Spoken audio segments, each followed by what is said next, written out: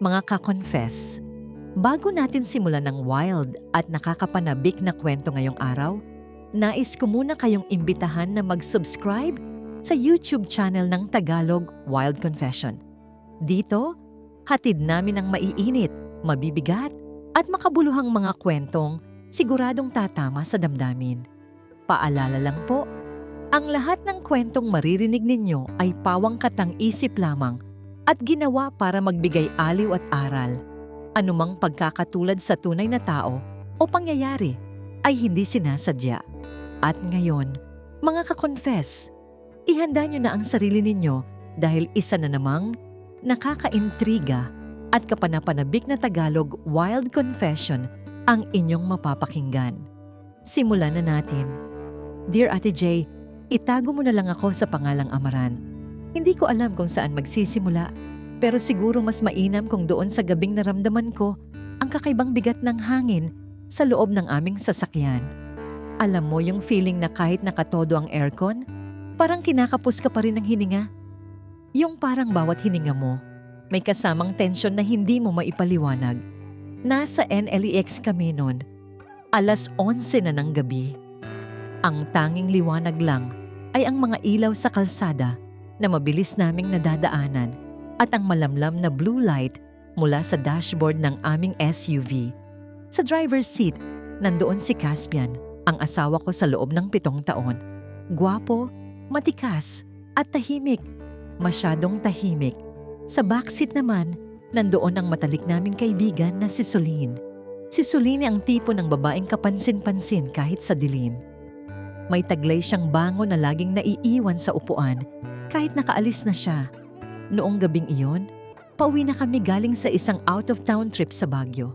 Dapat ay masaya kami, dapat ay pagod lang, pero relax. Pero bakit ganoon? Ang katahimikan sa loob ng kotse ay hindi payapa. Ito ay katahimikang nagbabanta.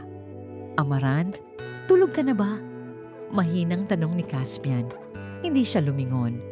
Ang mga mata niya ay nakapako sa mahabang aspalto ng NLEX.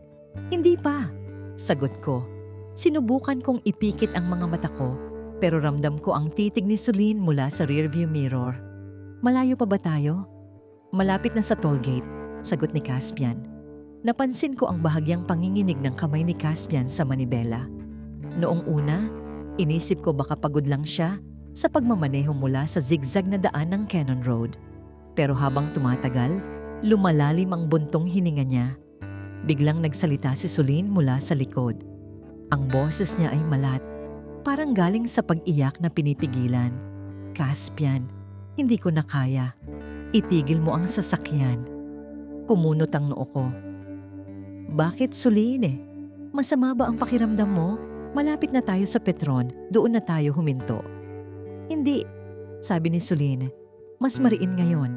Ngayon na, dito mismo sa gilid ng NLEX. Hindi ko na kayang itago to hanggang makarating tayo sa bahay.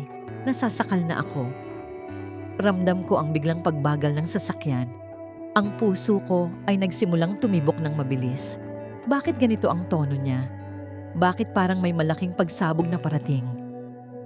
Tumingin ako kay Caspian, umaasang sasabihin niyang nagbibiro lang si Soline. Pero laking gulat ko nang makita kong basang-basa na ng pawis ang noo niya. Kahit napakalamig sa loob. Itinabi ni Caspian ang sasakyan sa shoulder ng expressway.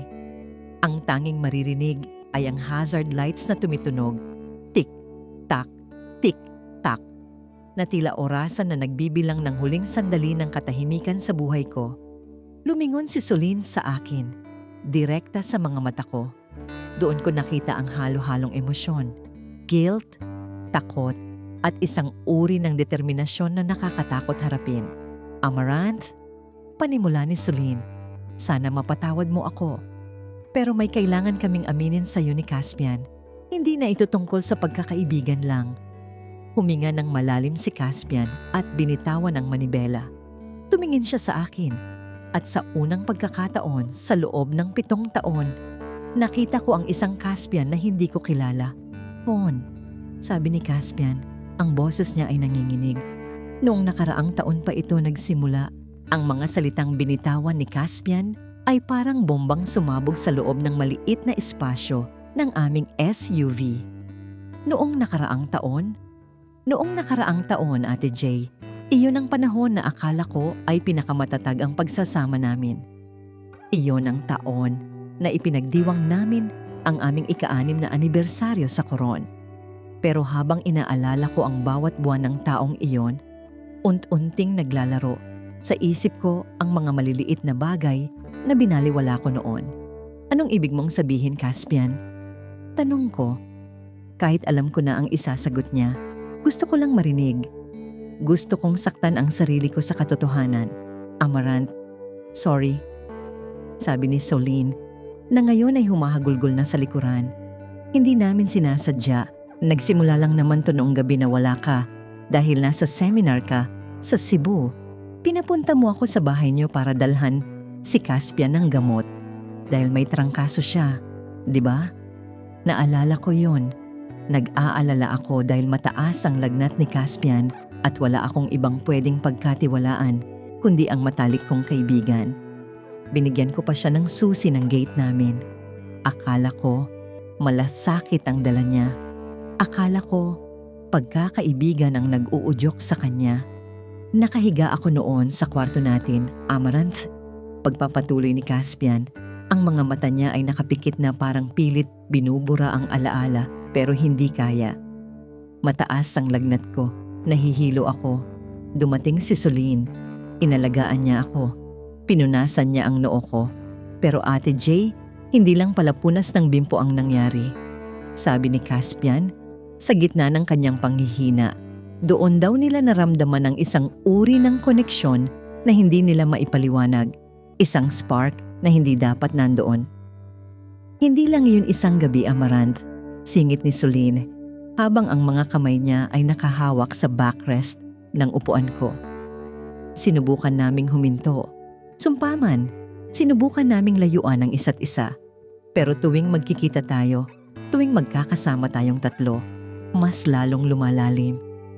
Nahulog ako sa asawa mo habang tinitignan ko kung gaano kanya kamahal. Naisip ko, gusto ko rin ng ganoong pagmamahal. At si Caspian, sabi niya, nakita niya sa akin ang mga bagay na nawala na raw sa'yo mula nang maging busy ka sa career mo. Para akong sinaksak ng paulit-ulit. Kaya pala nitong mga huling buwan, laging pagod si Caspian. Kaya pala laging overtime sa opisina, kahit alam kong maluwag ang schedule nila.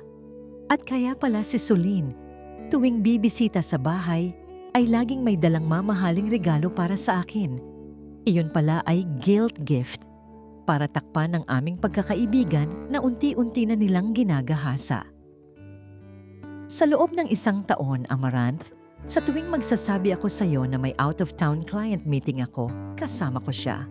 Pag-amin ni Caspian, sa Tagaytay, sa Batangas, maging sa kondo ni Soline. Nagtatagpo kami sa gitna ng gabi habang ikaw ay mahimbing na natutulog sa tabi ko. Ang sakit, Ate Jay. Ang sakit isipin na ang taong katabi ko sa higaan, ang taong hinahalikan ko bago matulog, ay galing pala sa ibang kandungan.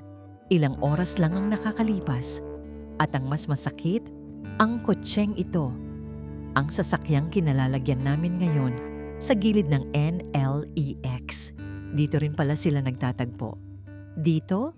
Tanong ko habang kinakapa ang seat cover. Dito rin ba sa loob ng sasakyang ito? Hindi sumagot si Caspian, pero ang katahimikan niya ang pinakamalakas na oo. Napatingin ako sa backseat kung nasaan si Soline.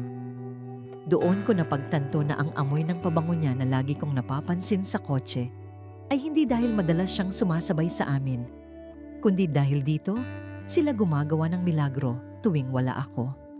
Dito sa upuang kinalalagyan mo ngayon, Amaranth, bulong ni Soline. Dito niya ako unang sinabihan na mahal niya rin ako. Dito sa loob ng car niyo, habang umuulan noong Agosto, nagtapat siya sa akin na hindi na niya kayang ituloy ang relasyon niyo nang hindi ako naiisip. Tumawa ako ng mapait. Isang tawa na puno ng pait at galit. Sa car pa talaga? Sa mismong investment nating dalawa, Caspian, dito niyo binuo ang mga kasinungalingan niyo? Hindi ko na napigilan ng sarili ko. Hinarap ko si Caspian at sinampal ko siya ng napakalakas. Ang tunog ng sampal na yon ay umaling-awngaw sa loob ng sasakyan, kasabay ng tunog ng mga dumadaang bus sa labas. Pero hindi siya lumaban. Nanatili siyang nakayuko. Bakit ngayon niyo lang sinabi? Tanong ko sa pagitan ng mga hikbi. Bakit kailangang dito sa gitna ng NLEX, sa gitna ng biyahe natin pauwi? Dahil buntis ako, Amarant. Malumanay na sabi ni Soline. Nanigas ang buong katawan ko. Parang huminto ang ikot ng mundo. Buntis! Kami ni Caspian, 7 taon na kaming sumusubok. Nagpa-doktor na kami, nag-diet, nag-vitamins, pero hindi kami biniyayaan. Tapos ang matalik kong kaibigan, sa loob lang ng 1 taon ng pagtataksil, magkakaanak na sila. 2 buwan na, Amarant, sabi ni Caspian. Hindi ko na kayang itago dahil hindi ko hahayaang lumaki ang anak ko na isang lihim. Mahal kita, pero kailangan kong panindigan si Soline at ang bata. Napakapit ako sa dashboard. Gusto kong sumigaw, gusto kong lumabas ng sasakyan at magpasagasa sa mga rumaragasang truck sa NLEX. Ang bawat salitang lumalabas sa bibig nila ay parang lason na unti-unting pumapatay sa bawat selula ng puso ko. Anong plano nyo? Tanong ko sa boses na halos hindi na makilala. Anong balak nyong gawin sa akin? Tumingin si Caspian sa akin at sa pagkakataong ito, wala na akong nakitang pagmamahal. Ang nakita ko lang ay awa. At iyon ang pinaka-insulto sa lahat. Maghiwalay na tayo, Amarant, sabi ni Caspian ng direkta. Ibibigay ko sa iyo ang bahay. Ibibigay ko sa iyo ang lahat ng gusto mo. Pero ang pusong ito at ang buhay ko mula ngayon ay para na kay Soline at sa magiging anak namin. Napatingin ako sa bintana. Ang mga ilaw ng NLEX ay tila naging malabong guhit dahil sa mga luha ko. 7 taon ng pag-ibig, 7 taon ng pangarap, gumuho sa loob lang ng ilang minuto sa gilid ng highway. Pero habang nakatingin ako sa malayo, may isang bagay na pumasok sa isip ko. Isang bagay na hindi nila alam. Isang lihim na ako lang ang nakakaalam bago pa kami umalis ng Baguio. Hinarap ko silang dalawa. Pinunasan ko ang mga luha ko at pilit na nagpakatatag. Buntis ka kamo, Soline? Tanong ko habang nakatingin sa kanya sa rearview mirror. Sigurado ka bang kay Caspian yan? Nakita ko ang pagkabigla sa mukha ni Soline. Bahagyang kumunot ang noo ni Caspian at tumingin sa kanya. Anong ibig mong sabihin, Amarant? Ngumiti ako. Isang ngiting puno ng panganib. Caspian, bago tayo umalis patungong Baguio, nakuha ko na ang resulta ng huling test natin sa fertility clinic. Hindi ko lang sinabi sa'yo dahil gusto ko sanang sorpresahin ka sa anibersaryo natin. Kinuha ko ang envelope sa loob ng bag ko at inihagis sa kandungan niya. Basahin mo, Caspian. Basahin mo ang katotohanang hindi ko pa nasasabi sa'yo. Dahan-dahang binuksan ni Caspian ang envelope. Habang binabasa niya ang bawat salita roon, unting nawawalan ng kulay ang kanyang mukha. Ang kanyang mga kamay ay nagsimulang manginig ng mas malakas pa kaysa kanina. Impossible, bulong ni Caspian. Ano yan? Usisa ni Soline. Pilit na inaagaw ang papel. Caspian, ano ang nakasulat? Tumingin si Caspian kay Soline at sa pagkakataong ito, hindi awa kundi poot ang nakita ko sa mga mata niya. Sabi rito, I am sterile, Soline. Permanenteng baog ako mula pa noong bata ako dahil sa komplikasyon ng moms ko noon. Wala akong kakayahang makabuo ng bata. Katahimikan. Isang mas nakakabinging katahimikan ang bumalot sa loob ng sasakyan. Ang tanging maririnig na lang ay ang mabilis na paghinga ni Soline at ang malakas na kabog ng dibdib ko. Ngayon, Soline, sabi ko sa malamig na boses, sino ang totoong ama ng batang dinadala mo? At Caspian, sino ngayon ang taong pinagpalit mo sa asawa mo? Lalong uminit ang sitwasyon sa loob ng sasakyan. Ang mga mata ni Caspian ay nakapako kay Soline na tila ba gusto niya itong sakalin, habang si Soline naman ay hindi makatingin ng diretsyo. Ang kanyang mga kamay ay nanginginig at pilit na itinatago sa kanyang kandungan. "Sulin, sumagot ka!" Sigaw ni Caspian. Ang boses niya ay gumuho sa buong sasakyan, dahilan para mapatalon sa gulat si Sulin. "Sabi mo ako lang. Sabi mo sa loob ng 1 taon na, to, ako lang ang lalaki sa buhay mo. Sino ang ama niyan?" "Caspian, makinig ka." Pagmamakaawa ni Sulin. "Mali ang test na yan. Baka nagkamali ang lab. Alam nating dalawa ang nangyari sa atin. Imposibleng hindi sa'yo to." "Mali?" Tumawa ako. 3 magkakaibang klinik ang pinuntahan namin, Sulin. 3 magkakaibang doktor ang nagsabing 0 ang sperm count ni Caspian. Itinago ko lang sa kanya dahil ayaw ko siyang mawalan ng kumpiyansa sa sarili. Pinrotektahan ko ang pagkalalaki niya. Pero ikaw, ginamit mo ang kahinaan niya para itali siya sa'yo? Hindi totoo yan. Hiyaw ni Sulin. "Caspian, maniwala ka sa akin. Mahal kita." "Mahal?" Sambit ni Caspian. Ang kanyang pagkakahawak sa manibela ay ganoon na lamang kahigpit na tila mababasag na ito. Pinagtapat ko ang lahat kay Amarant. Handa akong iwan ang lahat para sa'yo dahil akala ko bubuo tayo ng pamilya. Akala ko ito na yung kulang sa buhay namin. Pero niloloko mo lang din pala ako. Biglang bumukas ang pinto ng sasakyan. Lumabas si Caspian at mabilis na naglakad patungo sa likurang pinto. Binuksan niya ito ng marahas at hinila si Solene palabas. "Caspian, nasasaktan ako. Bitawan mo ako." Sigaw ni Sulin habang kinakaladkad siya sa gilid ng NLEX. "Sino ang ama?" Ulit ni Caspian. Ang galit niya ay tila hindi na mapigilan. "Si Marcus ba? Ang ex-boyfriend mo na lagi mong sinasabing kaibigan mo pa rin? O baka naman yung boss mo na lagi mong kasama sa late night meetings mo?" Napanood ko silang dalawa mula sa loob ng sasakyan. Doon, sa ilalim ng madilim na langit at sa harap ng naglalakihang mga ilaw ng sasakyan, ang 2 taong nagtaksil sa akin ay nagkakagulo. Ang kanilang wild na pagmamahalan ay nauwi sa isang madilim at maruming komprontasyon. Napansin ko ang isang itim na sasakyan na huminto ilang metro sa likuran namin. Isang lalaki ang bumaba. Sa liwanag ng headlight, nakilala ko siya.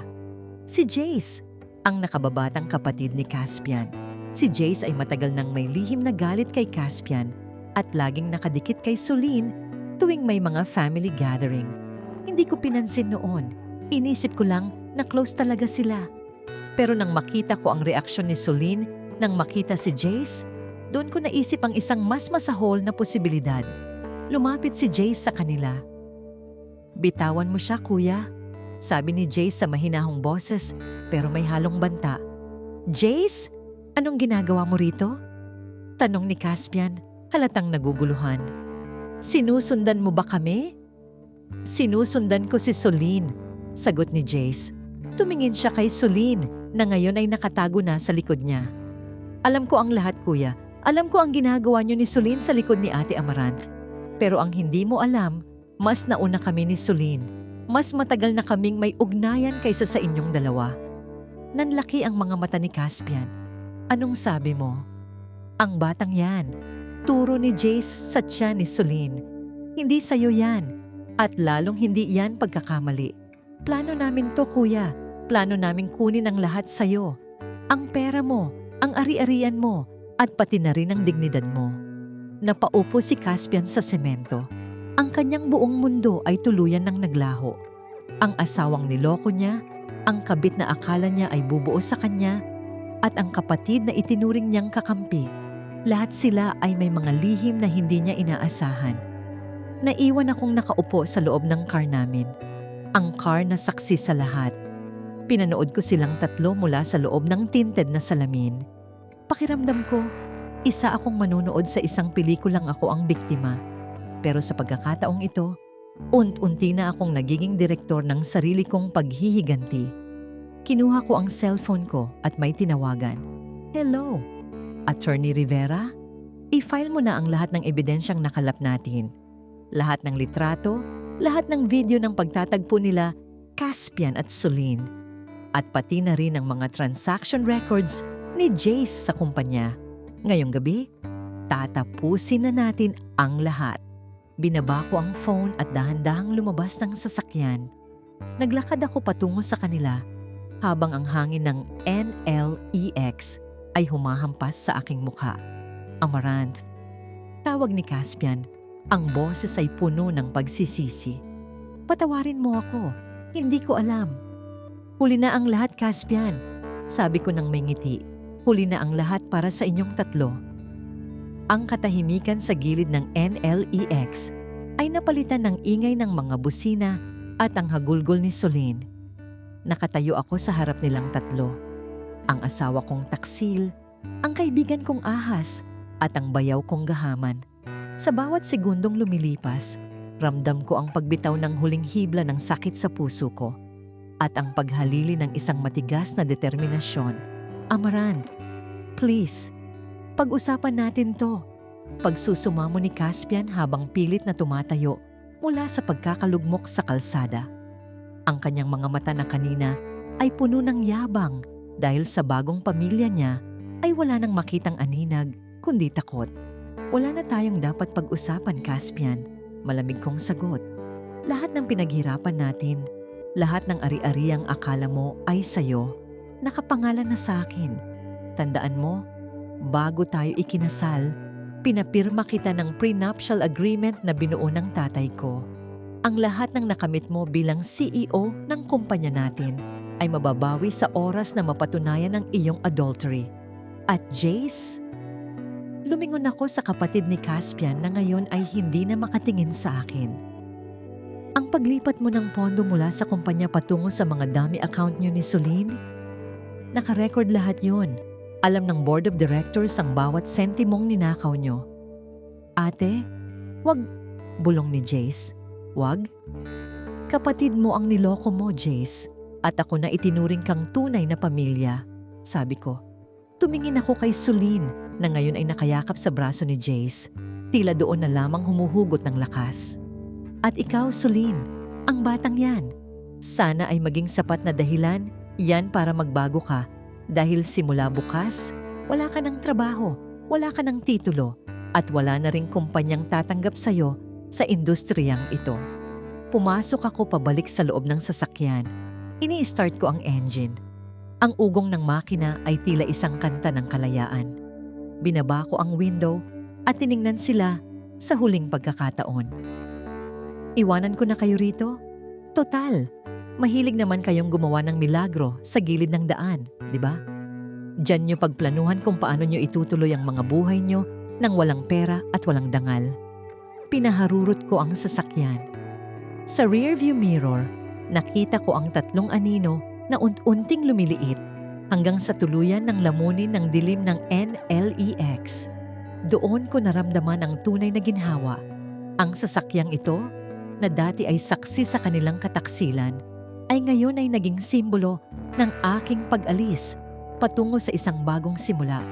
Pagdating ko sa toll gate, binuksan ko ang lahat ng bintana. Hinayaan ko ang malamig na hangin na pumasok at burahin ang amoy ng pabango ni Soline. Sa bawat kilometrong nadadaanan ko, iniiwan ko ang 7 taon ng kasinungalingan.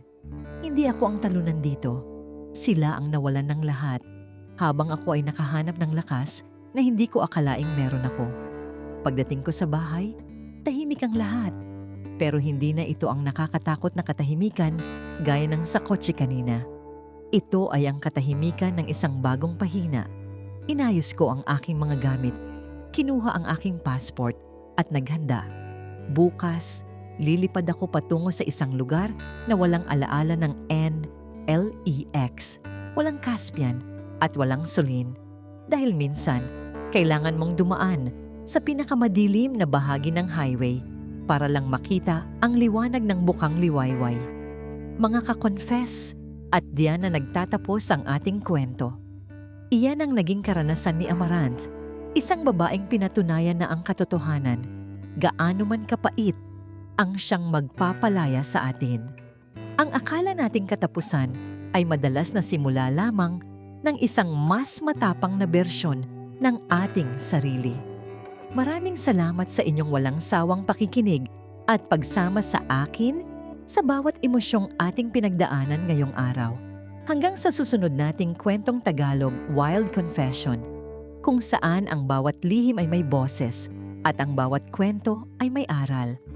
Huwag niyo pong kalimutang mag-subscribe dito sa aming YouTube channel ng Tagalog Wild Confession at i-click ang notification bell para lagi kayong updated sa ating mga bagong uploads.